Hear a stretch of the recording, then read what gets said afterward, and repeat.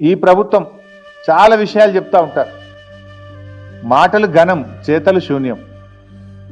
ఈరోజు కొనుగోలు కేంద్రాల్లో కనీస వసతులు లేకపోవడం వల్ల, నీడ లేకపోవడం వల్ల, త్రాగునీటి వసతి లేకపోవడం వల్ల, రోజుల తరబడి ఎండలో ఉండడం వల్ల పిట్టల్లాగా రైతులు చనిపోతూ ఉన్నారు.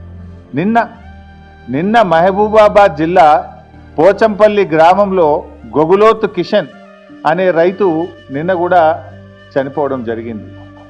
ఇలా గొగులోత్ కిషన్ ఎందుకు చనిపోయిండు?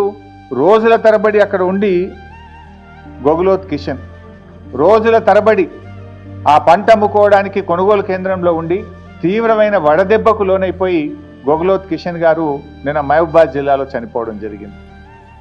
15th ఏప్రిల్లో జగిత్యాల జిల్లాలో ధారూరు గ్రామంలో వడదెబ్బ దాకి జలపతి రెడ్డి అనేటువంటి రైతు కొనుగోలు కేంద్రంలోనే వడ్ల కుప్ప మీదనే చనిపోయినటువంటి పరిస్థితి. అదేవిధంగా ఏప్రిల్ 21వ తేదీ మహబూబాబాద్ జిల్లా తొర్రూరు గ్రామంలో ప్రేమలత గారు, మహిళా రైతు, హనుమాన్ల ప్రేమలత గారు మహిళా రైతు వడదెబ్బ తగిలి తొర్రూరులో వారు వడ్ల కుప్ప మీదనే చనిపోయినటువంటి పరిస్థితి.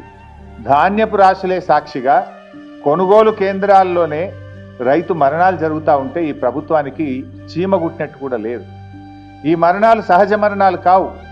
ఇవి రేవంత్ రెడ్డి ప్రభుత్వం యొక్క నిర్లక్ష్యం వల్ల జరిగినటువంటి మరణాలు. ఈ మరణాలకు రాష్ట్ర ప్రభుత్వమే బాధ్యత వహించాలి. ఈ రైతులకు ఒక్కొక్కరికి 25 లక్షల ఎక్స్గ్రేషియా ఇచ్చి ఆ కుటుంబాలను ఆదుకోవాలని చెప్పి నేను ప్రభుత్వాన్ని డిమాండ్ చేస్తా ఉన్నా. ఎందుకంటే ఇవి సహజ మరణాలు కావు. ఒక రకంగా చెప్పాలంటే ఇవి ప్రభుత్వ హత్యలు, ప్రభుత్వ నిర్లక్ష్యం వల్ల జరిగినటువంటి మరణాలు. ఇవాళ ఆ పోలీస్ కమాండ్ కంట్రోల్ రూమ్లో అందాల పోటీల మీద రివ్యూ పెడుతున్నావు కదా రేవంత్ రెడ్డి గారు. మరి రైతులకు రైతు బంధు అందిందా లేదా అని ఎందుకో రివ్యూ పెట్టవు? వానకాలం రైతు బంధు ఎగబెట్టివి, యాసంగి రైతు బంధు సగం మంది కూడా అయిపోతివి. రుణమాఫీ అందిందా లేదా? 42,000 కోట్లు రుణమాఫీ ఇస్తామని చెప్పి కాంగ్రెస్ పార్టీ అసెంబ్లీలో బడ్జెట్ ప్రసంగంలో చెప్పి ఎన్నికల సమయంలో హామీ ఇచ్చినవు.